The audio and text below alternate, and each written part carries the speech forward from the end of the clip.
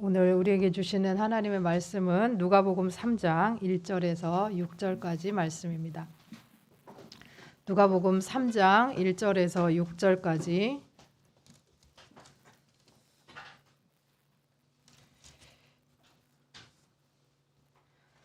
신약성경 91쪽입니다. 누가복음 3장 1절에서 6절까지 함께 교독하겠습니다.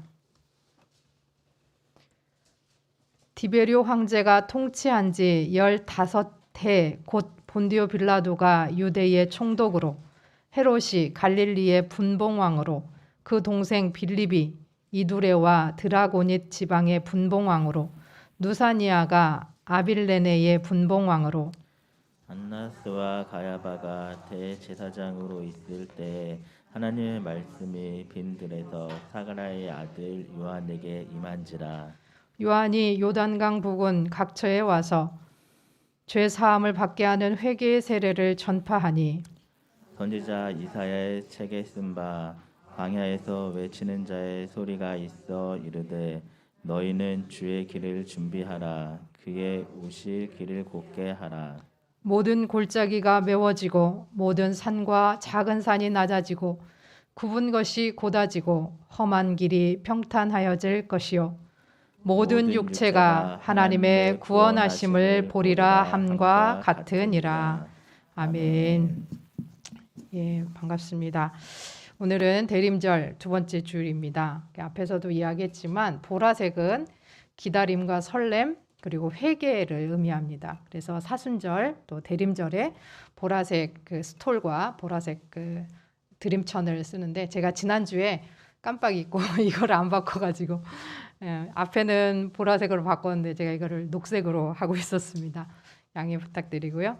그 초가 진한 보라색으로부터 연한 분홍색까지, 그리고 마지막 성탄절에는 흰색을 켜게 되는데, 그 의미는 온 세상에 그 죄를 사하시는 예수 그리스도께서 이 땅에 오셔서 그 거룩하신 주님께서 더러운 이 땅에, 깜깜한 이 땅에, 암흑과 같은 이 땅을 하나하나 빛을 밝히면서 결국에는 환하게 또 이렇게 밝혀주시고 우리의 죄악을 깨끗하게 씻어주신다라고 하는 의미가 있습니다. 이런 예전들이 별 의미가 없는 것 같지만 우리가 이런 예전들 하나하나의 은혜를 받았으면 좋겠고, 그것을 아멘으로 믿는 분들에게 하나님께서 또 큰 은혜로 함께 해주실 줄 믿습니다. 대림절은 아기 예수님의 강림과 구원의 주님으로 오실 예수님을 기다리는 절기입니다. 기다린다라고 하는 것이 그냥 막연하게 아무것도 이렇게 뭐가 없는데 그냥 막연하게 기다린다면 그건 너무나 큰 수고입니다. 그런데 그 기다림은 끝이 있고 기다림에는 열매가 있습니다. 그래서 성경에서 말하는 기다림은 인내하면서 기대하면서 기다리는 것을 보통 의미합니다.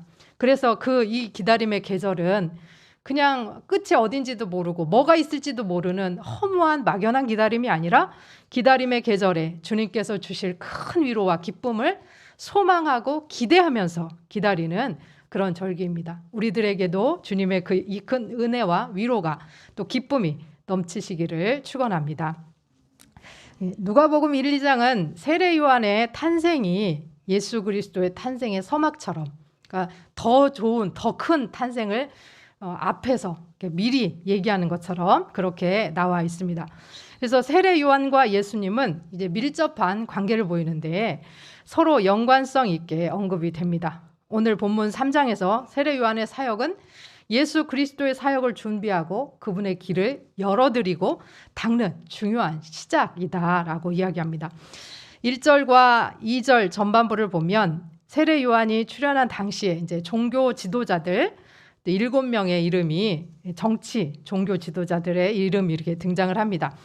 전에도 한번 언급드린 적이 있는데, 제일 먼저 신을 대상해서 세상을 다스린다라고 여겼던 당시의 최고 권력을 상징했던 로마의 황제 디베rio, 그 다음에 황제의 정권을 위임을 받아서 유다를 통치하고 있었던 로마 총독 빌라도, 그리고 로마가 세운 분봉왕, 원래는 4분의 1 왕이라고 그랬잖아요, 분봉왕이. 근데 로마가 그냥 잘라준 지역들을 다스리는 왕들을 분봉왕이라고 합니다. 그래서 이 분봉왕 헤롯, 그다음에 헤롯의 동생 빌립, 그다음에 루사니아 이런 사람들이 언급됩니다. 그리고 종교의 가장 높은 곳, 최고의 권력을 가진 예루살렘 성전의 최고의 권력자 안나스와 가야바 이 두 대제사장이 소개되는 것을 볼 수 있습니다. 그리고 나서 이 로마의 막강한 정치인들을 쫙 이름을 읊고 그 다음에 예루살렘 성전에 가장 권력 있는 종교 지도자들의 이름을 딱 읊은 다음에 세례요한이 짜잔 나와요. 그런데 세례요한은 무명인이에요. 무명인. 이 사람 누구야? 라고 하는 거예요. 요즘 선거철인데 이재명, 그다음에 윤석열 이렇게 하면 잘 알잖아요. 그런데 또 누가 있을까요? 이름 잘 모르는 허경영 해도 막 다 알죠. 왜냐면 맨날 전화하셔. 그분이 78땡 해가지고 맨날 전화가 오더라고요. 이렇게 아는 정치인들이 있지만 우리가 모르는 정치인들이 더 많다라는 생각이 들어요. 정치에 대해서 빠삭하게 알고 있지 않는 한 모르는 사람들이 훨씬 많잖아요. 교육감 이런 분들도 우리가 뭐 찍은 한두 사람 알지 모르잖아요. 근데 그런 사람들하고도 비교가 안 되게 이 세례 요한은 뭐 정치인의 이름도 올려놓지 못했고 종교 지도자에도 이름도 올려놓지 못했어요. 그런 세례 요한이 등장한 거예요. 근데 2절에 보니까 하나님의 말씀이 빈들에서 사가라의 아들 요한에게 임한지라 라고 말씀을 합니다. 7명의 종교 정치 지도자들에 비하면 세례 요한은 아무 힘도 없고 이름도 없는 무명인이었습니다. 그리고 로마 황제의 궁궐도 아니고 빌라도 총독이 다스리는 총독 관저도 아니고 대사장이 심우하는 성전도 아닌 빈들 광야 그곳 한 무력한 아무 힘도 없는 그에게 하나님의 말씀이 임하셨다라고 하는 것입니다. 세례 요한은 아버지가 누굽니까? 사가랴의 직분은 뭡니까? 제사장 아버지 사가랴의 뒤를 이어서 세례 요한은 당연히 제사장이 되었어야 합니다. 될 수 있었어요. 그런데 그는 이 모든 기득권 성전에서 평안하게 그 반열을 따라서 자기의 그 역할 심무해야 되는 역할이 되면 가서 예배 드리고 집전하고 하면 되는 그 모든 것들을 내려놓고 하나님께서 역사하시는 곳, 하나님만 의지해야 되는 곳, 텅 비고 메마른 그 광야에 임하신 하나님의 말씀을 듣고 메시아인 예수 그리스도의 길을 준비했고 마침내 하나님의 말씀을 받게 되었습니다. 하나님은 이 구원을 궁궐이나 좋은 곳 아니면 권력 있는 곳에서 일어나게 한 것이 아니라 바로 빈들에서 일어나게 하셨다라고 하는 것입니다.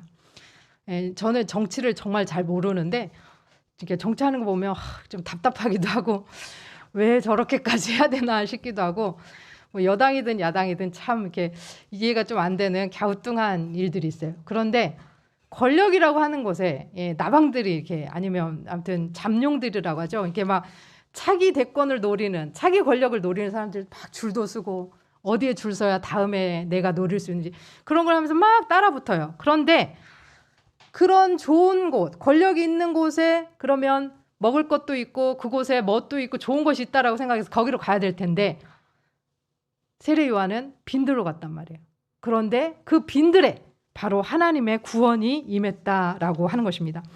왕궁에서 금관 쓰고 화려한 옷을 입고 권력을 휘두르는 왕과 제사장들을 통해서가 아니라 왕국 대신 마국간에서 금관 대신 가시관을 쓰시고 화려한 옷 대신 벌거벗는 수치를 당하신 예수 그리스도를 통해서 구원이 우리에게 임하셨다라고 하는 것입니다. 마국간이 십자가가 바로 어떻게 보면 빈들, 광야, 하나님이 역사하시는 곳, 복음이 울려 퍼지는 곳입니다. 당시 로마 황제가 또 당시 대제사장이 아니라 우리 예수 그리스도께서 우리를 다스리시는 진정한 왕이다. 그러니까 당시에는 로마 황제는 신이고 신의 아들이고 그 신의 아들을 숭배해야 되고 그래서 황제 숭배가 만연해 있었던 시대인데 그때 예수 그리스도만이 진정한 왕, 우리를 다스리시는 왕이다라고 선포한다는 것은 목숨을 내어놓는 일이죠. 그리고 종교적으로 대제사장이 있는데 그들이 대제사장이 아니고 예수 그리스도가 우리의 모든 죄를 사하실 제물이 필요 없는 대제사장이시다라고 선포한다는 것 자체도 종교적으로도 목숨을 내어놓는 일이었습니다. 그러기에 당시 신을 대신한다라고 여겼던 황제도, 종교의 최고 지도자들도 광야에서 울려 퍼지는 하나님의 말씀, 하나님의 그 말씀에 귀 기울이고 들어야만 구원을 받을 수 있는 것입니다. 그들 스스로 절대 구원을 이룰 수가 없습니다. 이 세례 요한은 3절에 보니까 요단강 주변 온 지역을 찾아가서 죄사함을 받게 하는 회개의 세례를 전파했다라고 합니다. 3절입니다. 요한이 요단강 부근 각처에 와서 죄사함을 받게 하는 회개의 세례를 전파하니, 여기서 죄사함을 받게 하는 회개의 세례라고 하는 것은 그러니까 그 세례 자체가 죄를 용서해 준다라고 하는 의미가 아닙니다. 그러니까 그 세례를 받으니까 죄가 없어졌다 그 뜻이 아니라 죄사함으로 이끌어주는 수단이라는 거예요. 세례를 받음으로써 우리의 죄가 용서받을 수 있도록 이끌어가는, 그래서 죄사함을 예비케 되는 길이다라고 하는 거예요. 세례가. 그러니까 세례 받으면 용서, 이게 아니라 세례 받은 자가, 예수 그리스도를 받아들이고 세례 받은 자가, 회개하고 세례 받은 자가 그 회개의 마음을 갖고, 세례를 받은 그 마음을 갖고 하나님 앞에 날마다 회개하고 나아갈 때 죄사함이 이른다라고 하는. 그러니까 세례는 회개를 통해서 죄사함으로 인도해가는 길과 같은, 준비하는 길과 같은 것이다라고 이야기를 하는 것입니다. 광야에서 외치는 자의 소리, 그 소리는 무엇인가?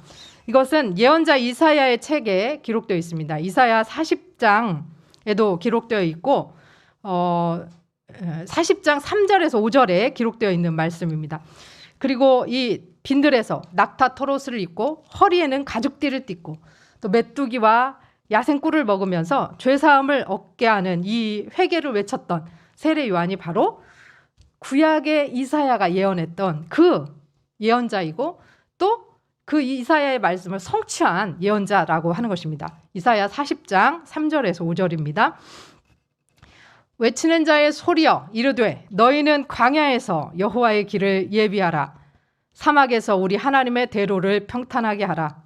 골짜기마다 도두어지며 산마다 언덕마다 낮아지며 고르지 아니한 곳이 평탄하게 되며 험한 곳이 평지가 될 것이요 여호와의 영광이 나타나고 모든 육체가 그것을 함께 보리라. 이는 여호와의 입이 말씀하셨느니라 라고 이야기합니다. 오늘 누가는 이사야서 40장 3절의 말씀을 인용해서 4절에 보니까 광야에서 외치는 자의 소리가 있어 주의 길을 준비하라. 그가 오실 길을 곧게 하라 라고 인용하고 있습니다. 이제 누가복음 3장 4절, 6절을 4절에서 6절을 한 목소리로 다시 한번 봉독하도록 하겠습니다.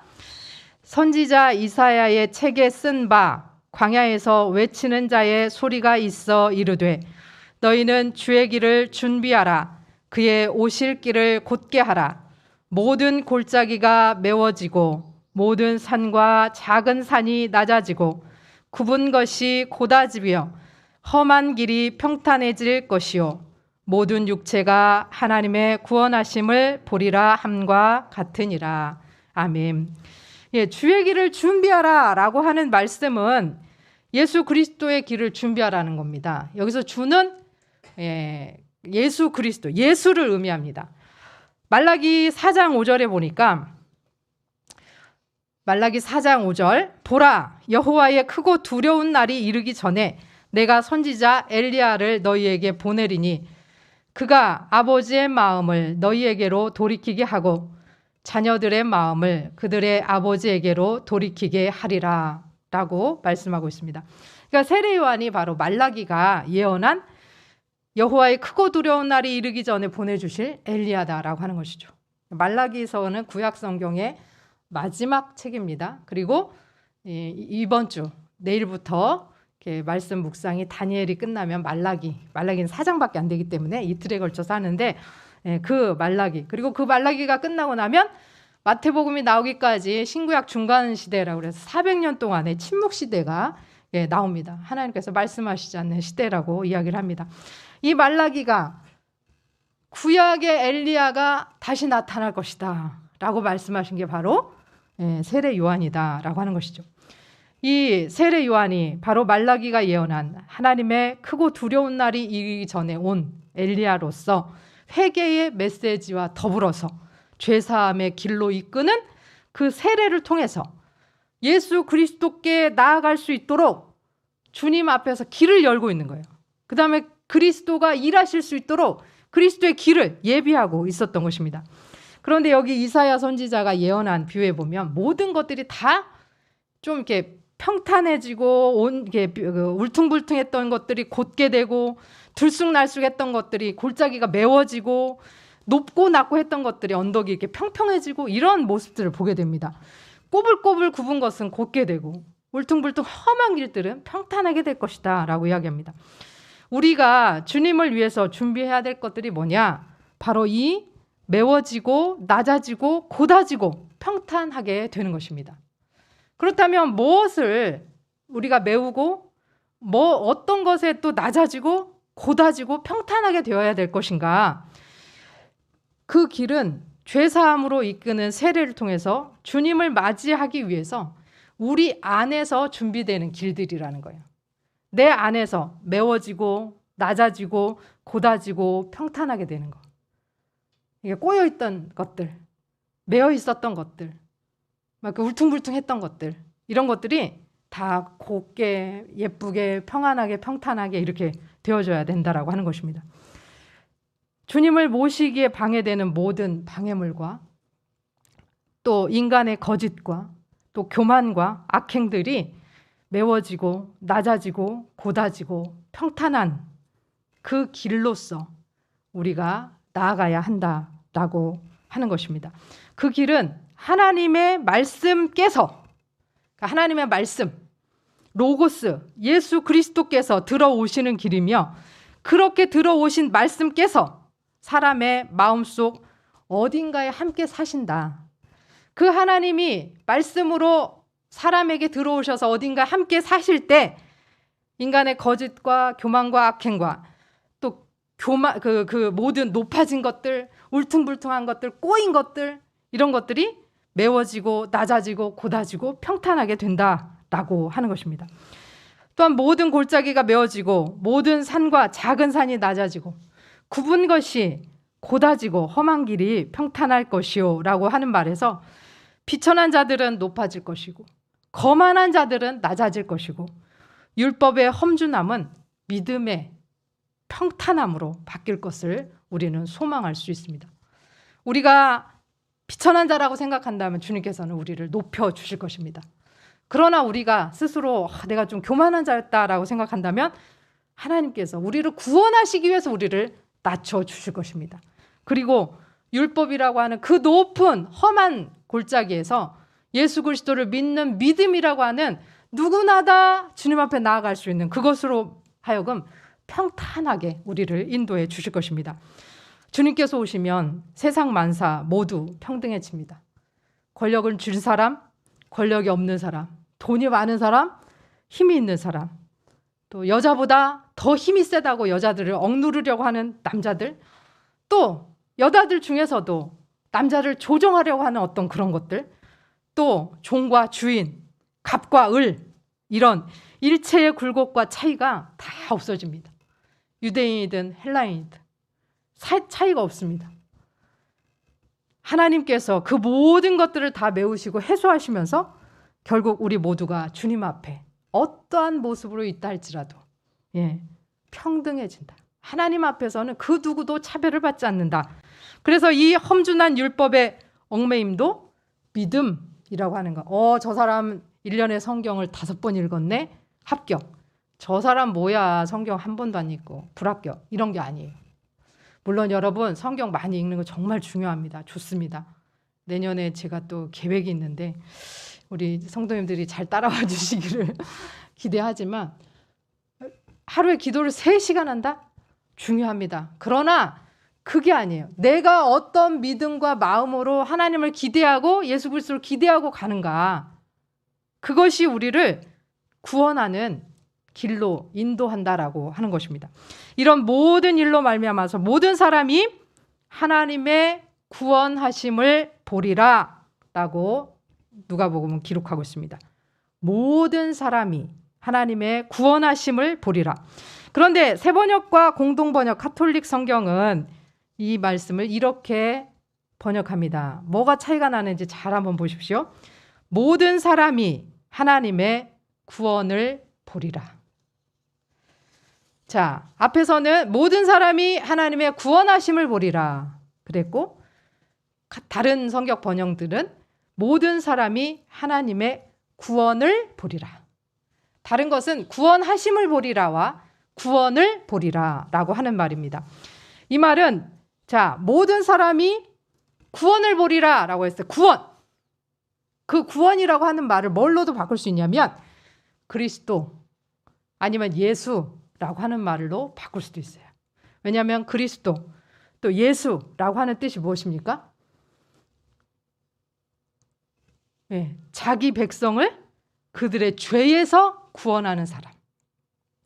주님께서 구원하신다라고 하는 뜻이에요. 예수라고 하는 이름 자체가. 그러니까 예수 이꼴 구원이라고 말할 수도 있다는 거죠. 그래서 이것은 모든 사람이 하나님의 구원을 보리라 라고 번역할 수도 있지만 모든 사람이 예수를 보리라, 모든 사람이 그리스도를 보리라 라고 번역할 수도 있다는 거예요. 성경에서는 그분께서 하나님의 구원이다라고 말씀합니다. 예수 그리스도가 하나님의 구원이세요. 우리를 구원하시는 분이시지만 그분 자체가 구원이세요. 그래서 무엇보다 존경받는 시므온이 예수 그리스도를 품에 안고서 했던 말이 있어요. 누가복음 2장 29절 30절입니다. 공동번역입니다. 주님, 이제야 말씀하신 대로 당신 종을 평화로이 떠나게 해주셨습니다. 제 눈이 당신의 구원을 본 것입니다. 시므온도 예수 그리스도를 보고 당신의 구원을 보았습니다 라고 고백합니다. 이제 유대인이나 유대교로 개종한 자들뿐만 아니라 온 땅과 바다의 모든 민족이 민족들만이 아니라 자연과 온 우주까지도 온 세상이 하나님의 구원을 보게 되었고 하나님의 구원을 받아들이게 되었습니다. 이제 분명한 것은 하나님의 말씀이 빈들 세례 요한에게 임하셨다라고 하는 것. 그리고 그가 죄 사함을 받게 하는 회개의 세례를 전파했다. 그리고 그 회개의 세례를 통해서 예수 그리스도가 오실 길을 준비하게 될 때에 결국 모든 육체가 하나님의 구원을 보게 될 것이다 라고 하는 사실입니다. 우리가 살아가는 세상이 어쩌면 빈들 광야와 같은 곳입니다. 결핍과 고독과 아픔과 그리고 폭력이 가득합니다. 우리 주변에 이 고통과 불의가 우리로 하여금 하나님께서 이 광야에서 과연 우리를 위해서 일하고 계신가라고 하는 의문을 만들기도 합니다. 중학교 2학년밖에 안 된 아이들이 자기들이 뭘 잘못했는지도 모르고 한 아이를 두고 그냥 언어뿐만 아니라 정서적으로 학대를 하고 그렇게 합니다. 근데 뭘 잘못했는지를 몰라요. 그리고 하지 말라는 것들을 또 합니다. 욕은 뭐 그냥 기본이고. 붕이가 지난주에도 좀 일이 좀 있었어요. 그래서 너무 막 이렇게 화가 나는 일이 있었는데 그 아이들이 뭐 미안하다라고 하는 말도 하면 안 돼요. 연락 자체를 하면 안 되는데 그냥 연락만 해도 그건 2차 가해라고 걔네들한테 이미 다 알렸을 텐데 그중에 한 아이가 또 문자를 보내는 거예요. 근데 문자 내용이 나는 너를 걔랑 화해시키려고 했는데 미안해 이렇게 온 거예요. 근데 걔가 화해시키려고 한 게 아니라 야, 걔 엄청 무섭거든. 너 빨리 사과해. 안 그러면 큰일 난다.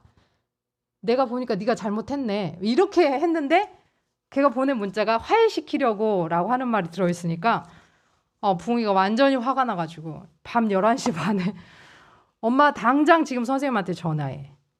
그리고 도대체 제대로 전달이 된 게 맞는지 빨리 물어보고 그러더니 저한테 막 화를 내면서 엄마 도대체 일 제대로 하고 있는 거 맞아? 라고 하는 거예요. 그러면서 내가 볼 때 누나는 똑부러지게 일을 하는 것 같은데 엄마는 왜 자꾸 선생님 말에 흔들리고 제대로 말도 못하냐고 그러면서 진짜 엄마 제대로 하고 있는 거 맞냐고. 이렇게 말하는데 제가 너무 이렇게 두려움이 오더라고요. 아니, 우리 아들이 나를 못 믿나? 라는 생각이 들어가지고. 근데 그게 우리 인생인 것 같아요. 우리가 하나님한테 일이 조금만 꼬여도 하나님 진짜 제대로 하고 계신 거 맞아요? 나한테 왜 이러세요? 네, 잘 풀리는 것 같다가 잘 왔어요. 지난주까지. 그래서 이제 어느 정도 마음도 안정이 됐는데 갑자기 월요일 날 밤에 그 문자를 받고 부흥이가 이렇게 또 확 하니까 저도 그냥 확 해가지고 엄마 제대로 일하는 거 맞냐고. 근데 내가 그걸 돌이켜보니까 내가 하나님을 향해서 하나님 당신 제대로 하시는 거 맞냐고. 우리 아버지시라면서요. 나를 사랑하신다면서요. 근데 제대로 하고 계신 거 맞아요? 라고 내가 하고 있는 것 같은 그런 느낌이 들었습니다.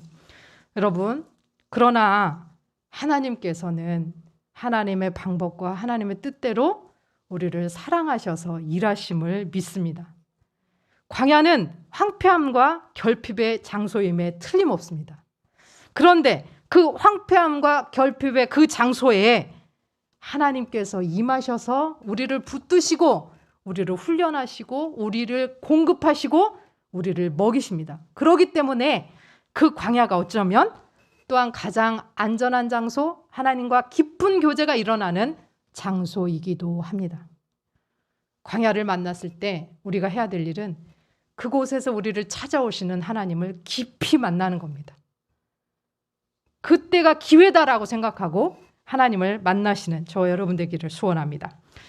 모세가 광야에서 소명을 받았을 때, 또 광야에서 40년간 방황하는 이스라엘 백성들을 이끌었을 때, 또 젊은 다윗이 사울의 분노를 피하기 위해서 광야로 도망쳤을 때, 선지자 엘리야가 광야에서 이 박해를 피해 광야로 도망갔을 때, 예수 그리스도가 40일 금식하고 또한 광야에서 시험 받으셨을 때, 바로 이 광야가 하나님의 개입하심과 일하심의 장소다라고 하는 것을 기억해야 합니다. 광야는 정확하게 하나님께서 우리에게 필요한 것을 주시는 장소입니다. 그렇게 이제 우리는 회개함으로 이 광야에서 울려 퍼지는 소리, 복음을 받아들여 하나님의 말씀이 들어오도록, 하나님이 말씀하실 때 귀를 열고 그 하나님의 말씀을 받아들여서 메울 것은 메우고 낮출 것은 낮추고 높일 것은 높이고 곧게 펼 것은 펴고 평탄하게 할 것은 하고 함으로써 우리 안에 들어오신 그분, 하나님의 구원, 하나님의 복음, 하나님의 말씀이 우리와 함께 살아가도록 함으로써 세례 요한과 같이 광야에서 주의 길을 예비하라고 외치는 자의 소리로 이 땅에서 주님의 일꾼으로 살아가게 될 것입니다. 힘없는 무명한 우리들, 사실 백만인교회 하면 이단 아니야? 라고 물어보는 사람들도 많을 정도. 교인들도 변명 안 되지만 우리 한 사람 한 사람이 있는, 우리 한 사람 한 사람을 통해서 우리도 비고 겸손하고 또 낮고 가난하고 슬프고 아프고 내 소리를 내어놓는 그 빈들과 광야 같은 세상에서 하나님의 구원이 우리 안에 있기 때문에, 예수 그리스도가 우리 안에 있기 때문에, 말씀이 우리 안에 있기 때문에 광야에서 외치는 자의 소리가 될 수 있는 것입니다. 이렇게 될 때 천하 만물 모두가 다 하나님의 구원하심을 보게 된다. 하나님의 구원을 보게 된다라고 하는 것입니다.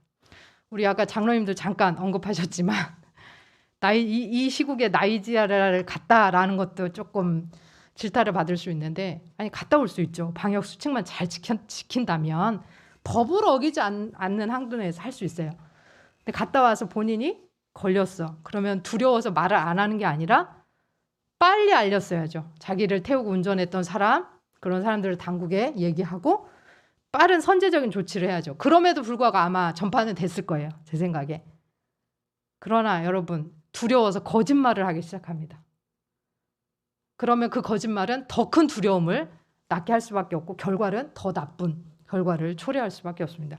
지금 인천의 대형 교회 어딘지 잘 모르겠습니다. 그 교회가 발칵 뒤집혔을 뿐만 아니라 인천 전체가 지금 뒤집힌 결과입니다. 지금은 그 누구가 코로나에 걸려도 전혀 이상하지 않은 시대예요. 제가 계속 말씀드리지만 그런 일이 있었다. 누구 욕할 필요가 없어요. 대신 방역수칙을 잘 지켰냐라고 하는 것을 따지고 최선을 다해서 협조하고 나아가면 돼요.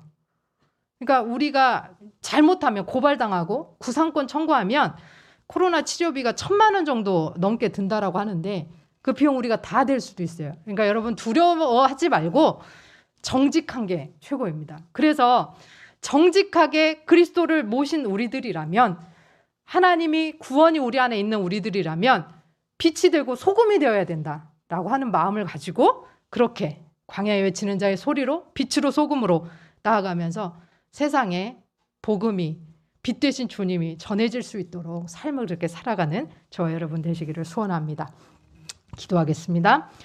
하나님 아버지, 하나님의 말씀은 화려한 권력의 상징인 궁전에도 종교의 본거지인 성전에도 들리지 않습니다. 오로지 하나님을 기다리는 곳, 하나님의 개입을 인정하고 하나님을 사모하는 곳, 광야와 같이 아무것도 없이 낮아지고 겸손하고 비어있는 그곳에 울리는 복음임을 믿습니다. 이 시간 우리도 광야에 울려 퍼진 복음을 듣고 우리의 어그러진 것을 메우고 낮추고 곧게 하고 평탄케 해서 우리 안에 들어오신 하나님의 구원과 함께 살아감으로 광야에서 복음이 울리게 하는 자들이 되어 다시 오실 주의 길을 예비하게 하옵소서. 예수 그리스도의 이름으로 기도합니다. 아멘.